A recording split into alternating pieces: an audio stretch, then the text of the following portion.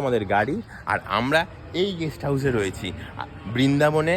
আজকে হচ্ছে 10 তারিখ 10ই অক্টোবর। আজ বোধ হয় সপ্তমী 10ই অক্টোবর, দুর্গাপুজো সপ্তমী। তো আমরা এই গেস্ট হাউসে রয়েছি। এই হচ্ছে গেস্ট হাউসের মেন লুক্রেটিভ সাইট। কেমন?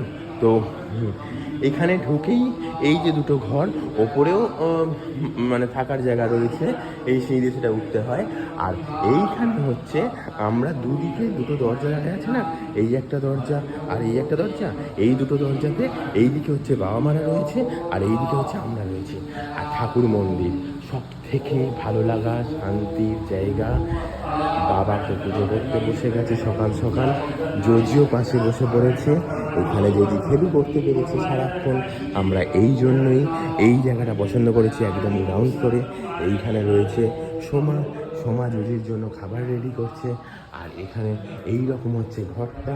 আর হচ্ছে এই পাশে বাবা রয়েছে,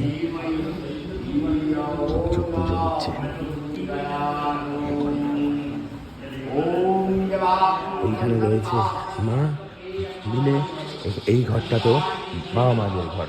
তো এই রকম হচ্ছে জায়গা বৃন্দাবনে, এই রকম গেস্ট হাউস সত্যিই কিন্তু ভালো লাগার মতন, খুব ভালো। আমি ডেসক্রিপশানের মধ্যে ডিটেলস, অ্যাড্রেস, কন্ট্যাক্ট নাম্বার সব দিয়ে দেবো। এখানেই কিন্তু কন্ট্যাক্ট করে তোমরাও চলে আসতে পারো।